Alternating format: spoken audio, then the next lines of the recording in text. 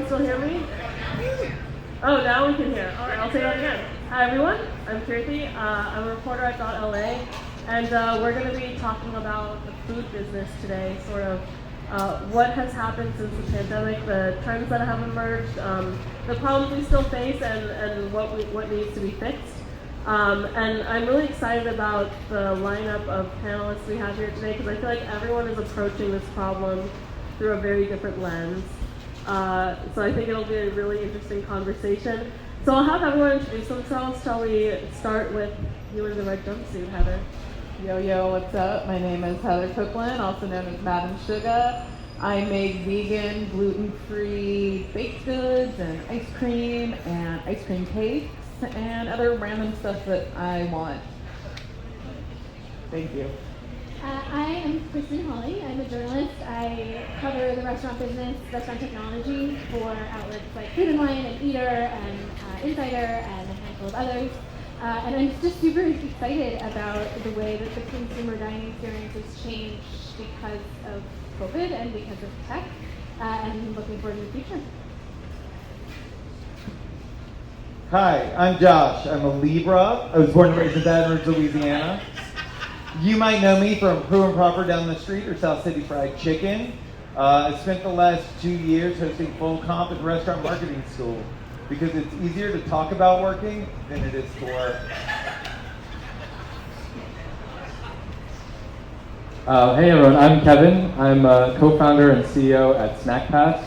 We build an all-in-one solution for next-gen QSRs, and we use social commerce to drive new business to restaurants. Hey everyone, I'm Joey Grassia. I'm one of the founder and the co-CEO of Shef. Shef is a marketplace for homemade food, so we allow all the talented and amazing cooks in your community to share their food. People like our mothers and our grandmothers can share their food on our platform. And yeah, definitely saw a lot of interesting stuff since the pandemic started. Okay, so we'll start with the Libra first. Josh, you know, you've worked in restaurants for a pretty long time now. I'd love to hear from you a little bit about, I don't know, what problems have we seen emerge as a result of the pandemic? I'd love to hear from you about just sort of what restaurants are facing these days. So I don't know if there are any new problems that were presented by the pandemic. I feel like the pandemic exacerbated the problems that we already had. Restaurants really only have one problem, and it's profitability.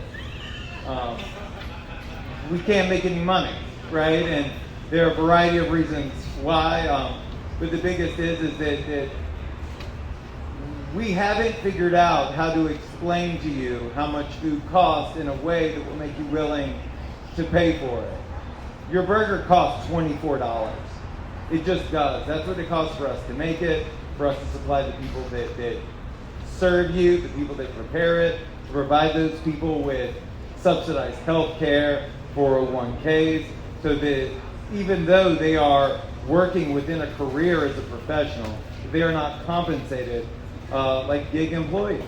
And so it's on us because we trained you to perceive value as who can sell the most shit for the lowest price for the longest period of time.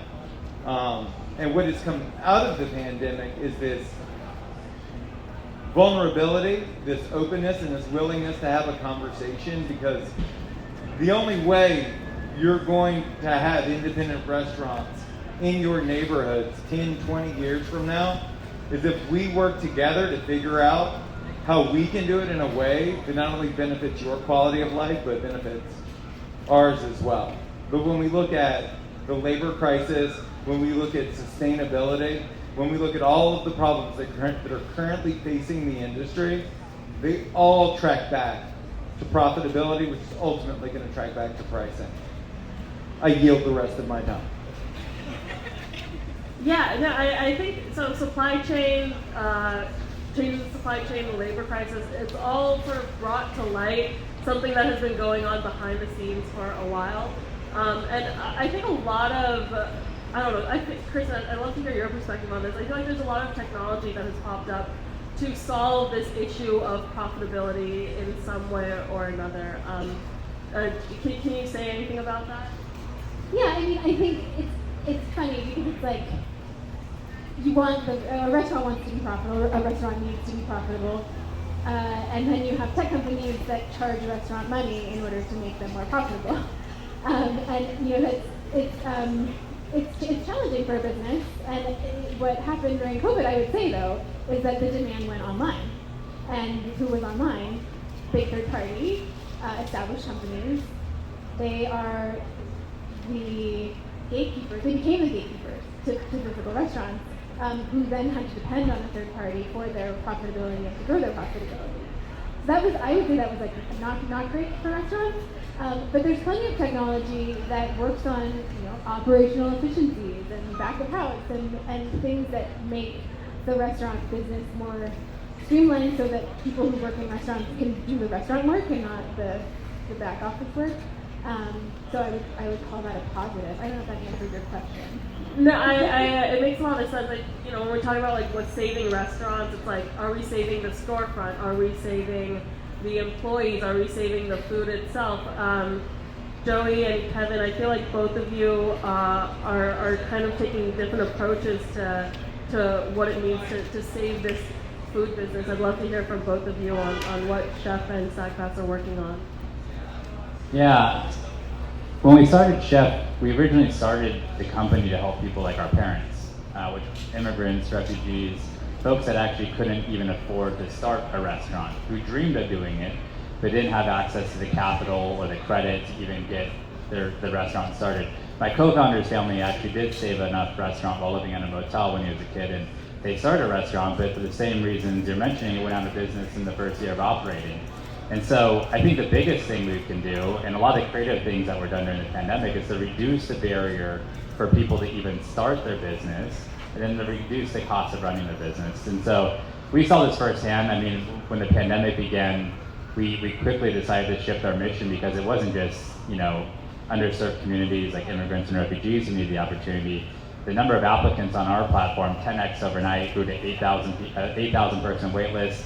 It's still over 30,000 people today that we're trying to onboard onto the platform. And it wasn't just people from the restaurant industry, it was across the service industry. When we went out to New York, yes, we had a Michelin star chef cooking on the platform who had been furloughed, use our platform until the restaurant reopened. But we also had bartenders, we had Broadway actresses cooking on the platform. And so I think for many of these folks, they just needed a lifeline, and the ability to share your amazing food and your talent with the world. I mean, the one thing I do hope comes out of the pandemic was that there's all these new creative ways that people were trying to find their consumers and building a relationship and engaging and communicating directly with their consumer and cutting out all these middlemen. And some of them are not great. I'm not saying that we should all go sell our food on Craigslist, but people were getting creative out of sheer necessity to make ends meet. And so Shef, I mean, we kind of consider ourselves an incubator for the next generation of food entrepreneurs. People who would have never even thought that they can start a restaurant one day are trying to sell their food on our platform with the hopes of building that consumer base. And that's what we do. We allow, you can follow chefs.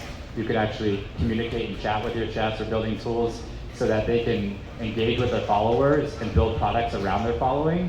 But I think one big thing that can drive profitability long term is building a relationship directly between the food entrepreneur and the consumer, and cutting out a lot of the middlemen that are in between. And that's what a lot of people did during the pandemic, both on Shef and then, other platforms like throwing it on Facebook Marketplace was happening as well. But we definitely saw the effect of that at Shef. Yeah, I think in some ways, I think Shef and Snackpass represent the very extremes of what would the restaurant industry look like if you just started it with the technology that is now available today? And on the delivery side, you can start a business without even needing a brick and mortar. You can just be an individual mom or an immigrant who just cooks really good food. And then on the other end of the spectrum, the very extreme, what do you do with brick and mortar locations? People still want to go out, and people still want to have coffee shops, and what do you do with these spaces? And how do you turn a profit? Because again, if you can't be profitable, there's going to be no restaurants. And so we really thought about, well, there's been an amazing innovation on the delivery side. How do we help restaurants who are still focused on brick and mortar and the customers walking in. And on the profitability side, we said, like, how can we help them not just reduce labor costs and staffing and shortage, which we help with, like the kiosk and mobile order, but how do we even make their existing employees happier and make their lives easier so that you can pay them more, they're more retained. And then lastly, the interesting question with what we're doing with pickup and walk-in customers is the ownership piece, which you just talked about. When you're doing a lot of delivery through third party, if you're relying on Uber Eats, DoorDash, the customer's disintermediated, but the people who are walking into your store, you actually are paying for those customers through your rent. Like, your rent is basically a form of distribution. And so we built a lot of tools that help the restaurant capture those walk-in customers and form a direct relationship. And ultimately, I think that is where the restaurant industry will eventually go, because if you look at like Bookings.com, if I was booking a hotel on Bookings.com, I probably wouldn't have selected that hotel if it wasn't for Booking.com. So the aggregator model makes sense there. But for a restaurant, if I was not ordering on DoorDash or Uber Eats, I still want to order from that restaurant. And so I think a model where these restaurant owners can form a direct relationship, and for us, we really think using those walk-in customers is an amazing channel. I think that'll lead to profitability over time. And we still believe in brick and mortar and people going out and getting food. But I love Shef too. I love getting stuff delivered as well. So many awesome options post-pandemic for consumers. Yeah, it really does seem what both of you are saying is talking, about ways we can create like a direct relationship between the person cooking your food and the person that is eating your food. Heather, as a small business owner, I really want to hear about your take on all of this and what you've been doing in the pandemic. I've been saying this even before the pandemic, that the only consistent thing is inconsistency. So I started my business 10 years ago when vegan and gluten-free was a really hard sell. It's still a really hard sell, but it is gaining popularity. So before the pandemic, I never wanted to pop up. I just wanted to wholesale. I wanted to be in Whole Foods. I wanted to just kind of like lurk in the shadows. And then I would just do big vegan events. Then popping up kind of happened, and I started doing that. And that was great, but it really burned me out because I went to school to be a sex therapist. Psychology is my background. So people would come up and they would just hang out with me. They wouldn't buy my food. So then I realized, I'm like, I need to make my food more accessible and me less accessible. And then the pandemic hit, and I was like, wow, I can't even pop up if I wanted to.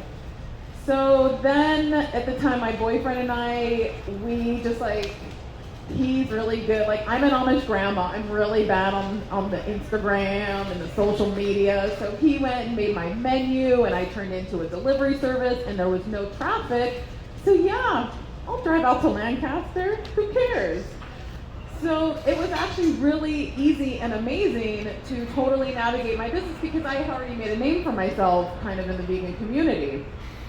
But then I'm like, okay, things are going to go back to normal, and now everybody wants to pop up. It's like, how do I adapt to whatever this new normal is? And so now I realize I'm like, I only do Smorgasburg, and I'm utilizing the Street Stop app because that is an amazing app where I can pretty much pop up anywhere. So my kitchen's in Pasadena. If I feel like turning the app on and I just made a dozen fresh tarts, turn it on, come and get them. Or, I have these big dead body freezers at my house where I keep all my inventory.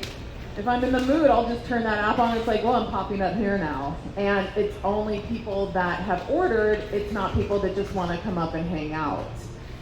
So I have, I think one of my assistants, he said, adapt or die. And that's exactly what the pandemic did. And I think it just made me stronger as a business person. And now I have this newfound confidence where I was like, yo, a pandemic can't get me. Shit, here I am. Thank you. What's your sign? I'm a Cancer with a Gemini rising and a Sag moon.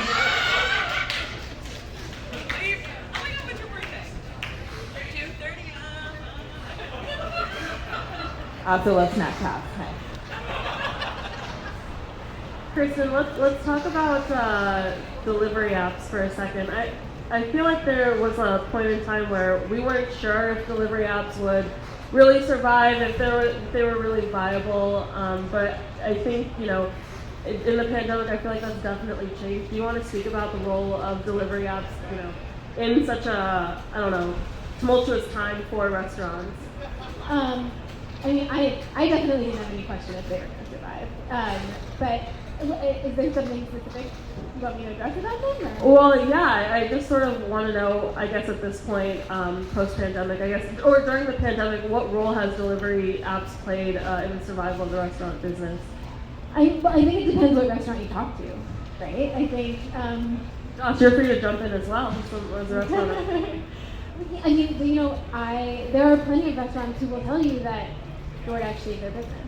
And that is a 100% valid point, right? And now DoorDash has evolved its business to be loaning money to restaurants, helping restaurants open brick and mortar. You know, they are, and the businesses that are able to take advantage of that will tell you that it's offered them opportunities that they wouldn't have had otherwise. On the flip side, you know, the big thing with third party, generally, broadly speaking, is that they capture customer data. And so they are building a wall in between the business and the people that are buying their food. And when you had that balance with dine-in pre-pandemic, it was okay to have incremental business from a third-party marketplace. When suddenly that went away literally overnight, and that became the only way for many businesses to serve customers, it became a very big problem to not have access to that data. And you know, and we've seen some legislation that sort of like comes and goes about sharing customer data. The big one is in New York City, where it's probably going. They passed it, and now. Wait, sorry. Can you tell me a little bit about what that is? What's going on in New York? So there was something passed by New York City Council. I live in San Francisco, not New York, so forgive me the details. But the city passed a law that required third-party delivery apps to give restaurants customer data. They all sued. They joined forces actually to sue the third parties, and it's on hold right now until the lawsuit plays out. And the consensus, I would say, is that the delivery is going to win. There's privacy concerns. It's not black and white. But anyway, so the delivery apps during the pandemic were taking the data, they knew the customers. That just made restaurants more disconnected from the community because they didn't know who they're serving. If someone orders through DoorDash, you know, through the marketplace, you don't know that person. You don't know how to reach them. You don't know if there's a problem with the order, and it quite literally puts up a wall, right? And then there are other companies, and you know, there are companies. Uber Eats and DoorDash also have direct ordering where there is some data sharing that happens. So I would say coming out of COVID, hopefully, that's the big one. Customer data. Will they share it? Will they not share it? If they do share it, you know, what is their role? Is their role simply courier from B to B and not a consumer-facing app? They need the marketplace. Restaurants buy advertising, et cetera, et cetera. But even if they do use it, what's the statistical likelihood that a restaurant's actually going to use the data they're provided with? You know, when I was listening to your story, it really resonated with me because for most of my career, marketing was optional, right? Like marketing is something as a restaurateur that you do when you get around to it. And when the pandemic hit, right? It's like last on the list, we're making the content, right? yeah, Like I got to make this fucking food. I don't have time to Instagram right now. When in every other industry, they spend more time on Instagram than they do on product, right? Which is the great irony. And so, you know, I look high level at third-party delivery, and this is what I see. I see that regardless of industry, if I offered to bring you new customers every day at a 30% rip, you'd be like, man, that's great. I would totally do that. But when I take that commission on every subsequent transaction, that relationship is no longer sustainable. And so ultimately, that's on the restaurant, not on the marketplace, not on the provider. We have to get better at marketing, and we have to own it.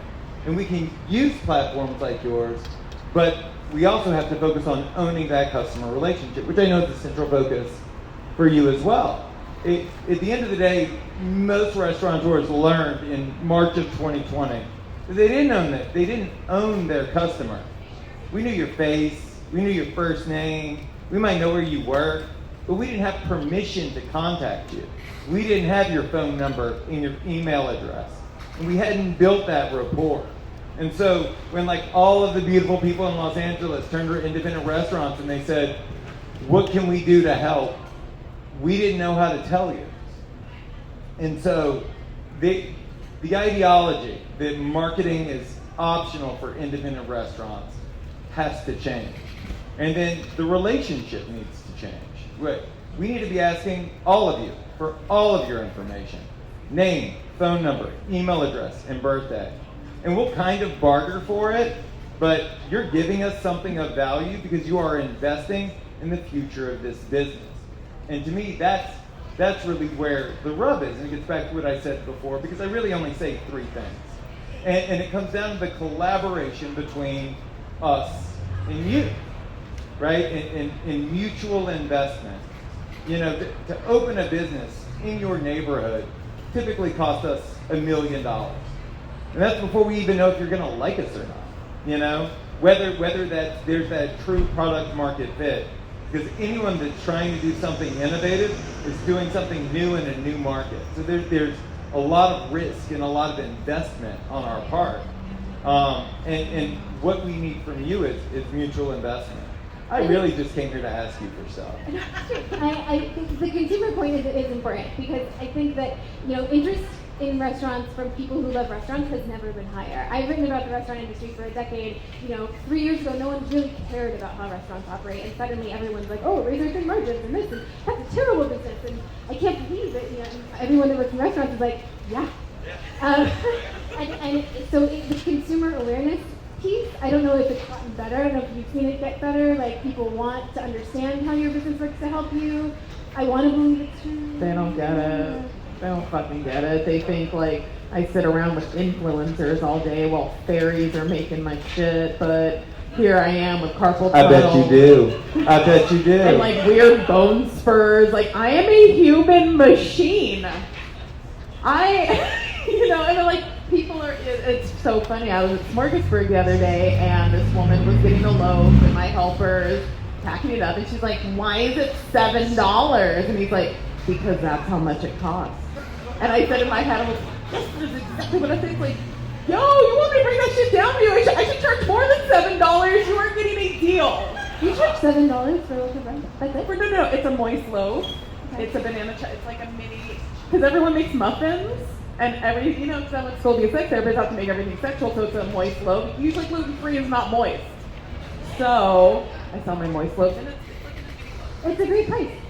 Thank you. It's vegan, gluten-free, soy-free, like, come on! But yeah, no, people don't get it. Maybe y'all do. Thank you for being here, but the average person, and like, you can beat it into their head, you can put up a neon sign, breaking shit down, all like copy and paste shit from Restipal. I'm like, see, no, I don't give a fuck. Like, the burger does cost $24. Well, I only say three things. But like, another interesting dichotomy. You'll pay $15 for a burger and then pay $20 to have it delivered. But you wouldn't pay $35 for someone to bring it from the kitchen to a table you're sitting at. You know? My rent, if prim and proper, my hand to God was $21,000 a month.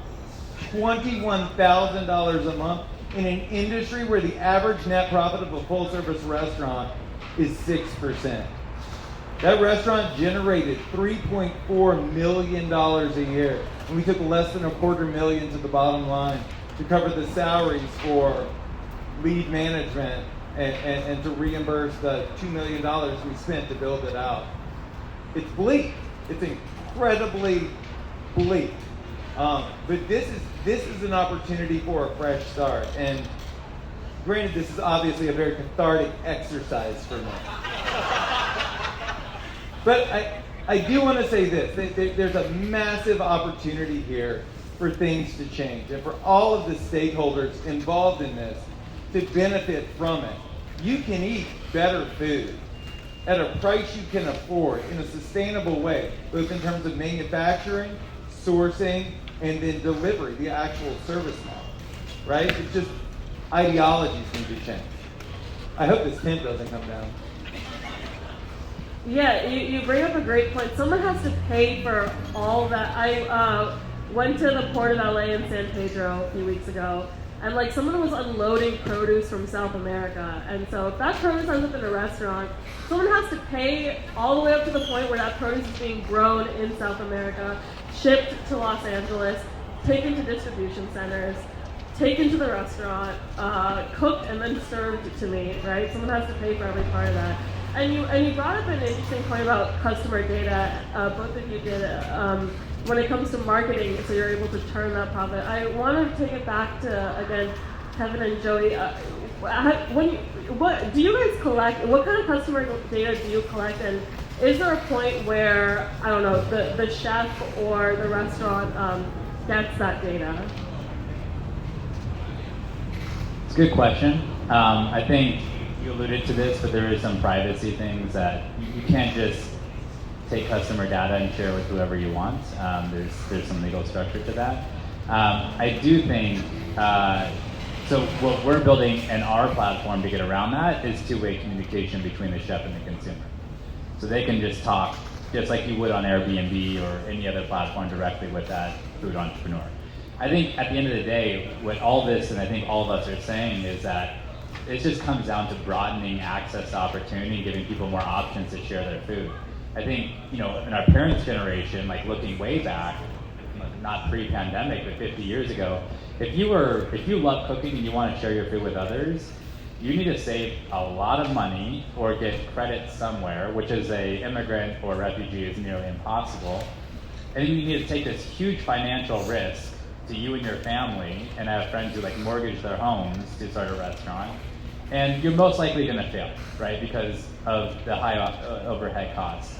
And nowadays there are different ways. And again, the one thing that came out of the pandemic is that the creativity and some of these things will die off and some of them will live on. But we need to give people more options, food entrepreneurs, people who are passionate about cooking, more options to share their food. I'm having PTSD when you talk about your story. It says before I started this company, I started. You might need a. Okay. They're cutting me off. They're cutting me off. You're done, bro. You gotta talk into like a rapper, like go, go, go, go, go.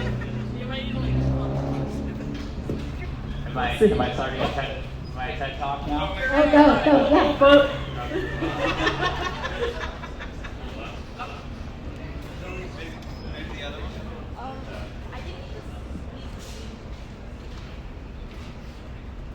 Lean in. Okay. Yeah, that's good. Good sound.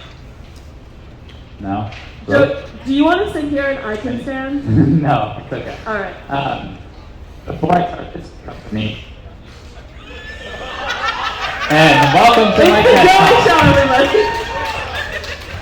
talk. I had an energy bar company, and I have PTSD because we got into Whole Foods, and when you're in Whole Foods, you have to sell, and the only way you get people to buy your product is you go into Whole Foods and you cut up little samples, and they charge you $100. I don't know if you guys know this, to cut up your samples and give them to customers so that you can sell the food that's on their own shelves and sell your product. And again, most people just talk to you for an hour and they don't buy your product. But the point is, like, that's what you had to do to be in retail. If you want to be in retail, you need to go spend a ton of money to get you have to give Whole Foods all the product on the shelf for free on your first go around. Yeah. On the shelf way down here. And then you need to pay them $100 for 4 hours of sitting and chopping up your nutrition bars and selling them to people. And also, they were vegan, gluten-free, and soy-free. We're ahead of our time. It's called Katoa. It meant to give in Swahili, we fed a child in need for every product we sold. So I feel your pain. And I think the main thing here is that we need to provide more opportunities for food entrepreneurs to connect directly with their consumers, build relationships, engage over time. And there's a lot of great technology out there, but to Kevin's point, some of it intentionally prevents disintermediation, and so that you can't, and you should have that option. Some people, by the way, do not want that option. Like, my grandma was the first one to cook on Shef. She gave up quilting to cook for our YC interview, and I credit my grandma for getting into Y Combinator because of her food. And she didn't have any desire to market herself, build her business, make $1 million on the platform. She just wanted to make her lasagna and her banana bread, and she wanted to cook on Sundays. And she was totally fine not owning the consumer information and doing her own marketing. For her, it was a passion project. But I think the options and the tools are absolutely necessary. And some of those came about during the pandemic, that part was exciting, I think. I yield my time. That's my TED Talk. So I think if you look at e-commerce brands, they're like internet native, so they're experts at using data, and they have all these tools and before the internet. So when they come across some of these marketing tools, there's like new things to learn. And so the way we approach it is we don't just give them like a CSV, like here's the emails and phone numbers. But we do think that we need to also create tools to help them use it better and actually parse through a lot of it.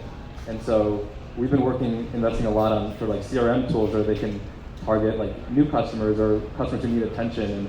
And whether maybe they want a list of phone numbers they can text one by one, but also maybe they want an easy way to batch message all of them in a format that's also digestible to the consumer. Maybe it's like a push notification to their phone. Maybe the customers want to follow their favorite restaurant if they want to receive these. So I think that is like how you use the data and how to give them the tool, restaurant owners the tools to get value out of the data. So yeah, I think we go a little bit further on that, but there's definitely a huge need to help sort of like a pre-internet business use all the digital tools that like a lot of e-commerce brands have benefited greatly from. And then I think it's kind of along the lines of what you're saying, like becoming experts at marketing and owning a brand and having a sort of differentiated brand that creates like a passionate follower customer base. That'll really help restaurants succeed in post-pandemic. I like you. You're good, dude. You really are. I appreciate that. So, okay, we have 3 minutes left. I just kind of want to go down the line and talk a little bit about basically what do the consumers need to do? What do the people who eat this food, what do we need to do to make sure that the food biz can remain afloat, turn a profit, and ideally turn enough of a profit that we can also, increase the cost, or we can pay our laborers more as well. Yeah, go for it, Heather. I got a simple answer. Save room for dessert. I cannot tell you how many times people have like 6 plates of savory and then they come up to my booth and they're like, oh, everything looks so good. I'm so full. And I'm like, so, and then when people do come by and they're like, I'm just walking through some of them like saving for some sugar. So yeah, just, save room for dessert. Thank you. I would say, from the restaurant standpoint, just talk to your favorite restaurants. I think restaurateurs run very thoughtful businesses. They think very seriously about how to take care of their staff. They would love to talk about it with you, and ask them what they need. Ask them. Some places they prefer you to order online because they have a whole system and that's how their kitchen works. Some places want you to call and order direct. Some places want you to come in and get takeout. But just ask how their business is doing and ask what you can do to help. Truly, it's not a secret. It shouldn't be a secret. It was a secret for too long, and that's how we got into this in the first place. So just be an informed consumer. I only talk about 3 things, so I'll run through those again. So the first is expect to pay more and understand that there is built-in associated value. If you go into a beautiful restaurant and you meet the owner of that restaurant, chances are they do not live in a beautiful house. There's no correlation between the two. So expect to pay more. Number 2, be gracious. When we do our jobs at the highest level, we are professional servants, and we love serving you. It was my calling in life. It is my greatest joy to serve you. help it be more joyful by being gracious in return, knowing that it has been a really long, hard 2 years, and for the most part, everyone that is serving you is either working for free or paying to work for free. And third, bring the energy. Like, let's have a lot of fun. We are so excited to be back to work. We are so excited to be able to serve you in the way that we had initially dreamed this experience would be for you and for us, because you and our restaurant is our dream manifested. And that's, again, the only 3 things I ever talk about.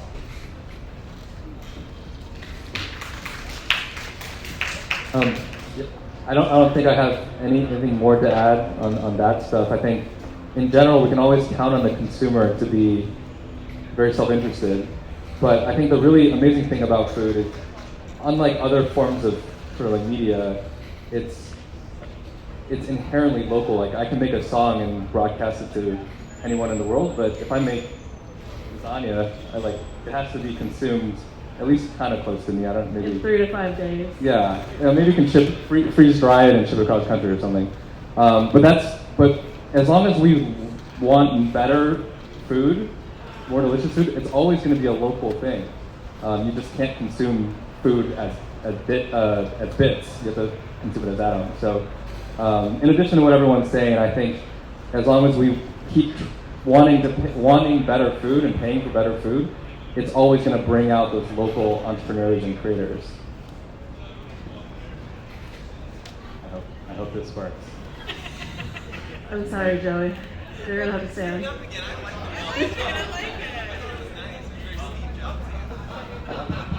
Hello? Okay. Welcome back to my TED Talk. I think this is... Oh, hello? There we go.